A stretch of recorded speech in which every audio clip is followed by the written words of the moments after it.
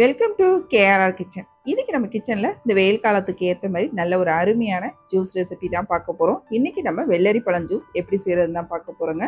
இந்த ஜூஸ் பார்த்தீங்கன்னா உடம்புக்கு ரொம்பவுமே நல்லது, குளிர்ச்சி தரக்கூடியது.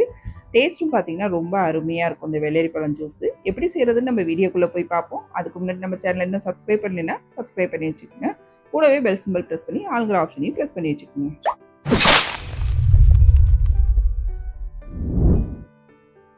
இப்போ இன்றைக்கி வெள்ளரி பழம் ஜூஸ் செய்யறதுக்கு பார்த்தீங்கன்னா, வெள்ளரி பழத்தை எடுத்து அது மேலே உள்ள தோல், உள்ள விதை எல்லாத்தையும் க்ளீன் பண்ணிவிட்டு கட் பண்ணி எடுத்து வச்சுருக்கேன். இது போல் ரெடி பண்ணி எடுத்துக்குங்க.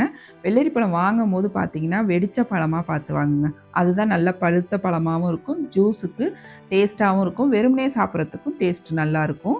அதில் பாருங்கள், விதையும் வீண் வேஸ்ட் பண்ணல, எடுத்து வச்சுருக்கேன். அந்த விதையை பார்த்திங்கன்னா நம்ம நல்லா அலசிட்டு வெயிலில் காய வச்சு எடுத்து வச்சுக்கிட்டோம் அப்படின்னாக்கா, அதை வந்து நம்ம ஜூஸ் போடும்போது சேர்த்துக்கலாம். நட்ஸ் ஜூஸ்லாம் சாப்பிடும்போது இதை சேர்த்துக்கலாம். அப்படி இல்லைன்னா கேசரி அல்வாலாம் செய்யும் போது அதில் ஃப்ரை பண்ணிவிட்டு சேர்த்தோம் அப்படின்னாக்கா ரொம்ப நல்லாயிருக்கும். அந்த விதையும் நீங்கள் காய வச்சு எடுத்து வச்சுக்கோங்க.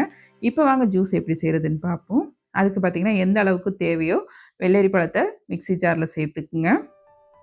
இதிலே ஒரு 4 டீஸ்பூன் அளவுக்கு சீனி சேர்த்துக்கிறேன்.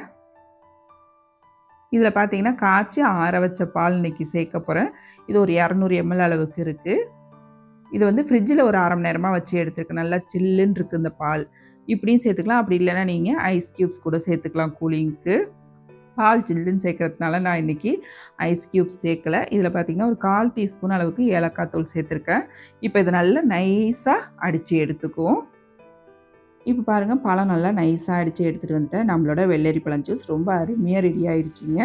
இது வந்து பழம் சாதாரணமாக கொடுத்தோம் அப்படின்னா சில குழந்தைங்க சாப்பிட மாட்டாங்க. அவங்களுக்குலாம் இது போல் நம்ம ஜூஸாக செஞ்சு கொடுக்கலாம். டேஸ்ட்டு ரொம்ப அருமையாக இருக்கும், விரும்பி குடிப்பாங்க. இந்த பழம் பார்த்திங்கன்னா, இந்த வெயில் நேரத்துக்கு உடல் சூட்டை தணிக்கிறது மட்டும் இல்லாமல் மலச்சிக்கலை கூட சரி பண்ணுங்க. ரொம்ப ஆரோக்கியமான ஒரு ஜூஸ் இது. அவசியம் இந்த வெயில் நேரத்துக்கு நம்ம எல்லாருமே எடுத்துக்கணும்.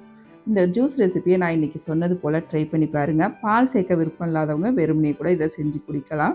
இந்த ஜூஸை ட்ரை பண்ணி பார்த்துட்டு எப்படி இருக்குன்னு எனக்கு கமெண்ட் பண்ணுங்கள். என்னோட இந்த ரெசிபி பிடிச்சிருந்ததுன்னா லைக் பண்ணுங்கள், ஷேர் பண்ணுங்கள். மறக்காமல் நம்ம கேஆர்ஆர் கிச்சனை சப்ஸ்கிரைப் பண்ணி வச்சுக்கோங்க. நாளைக்கு வேறொரு ரெசிபியோட சந்திப்போம். தேங்க்ஸ் ஃபார் வாட்சிங்.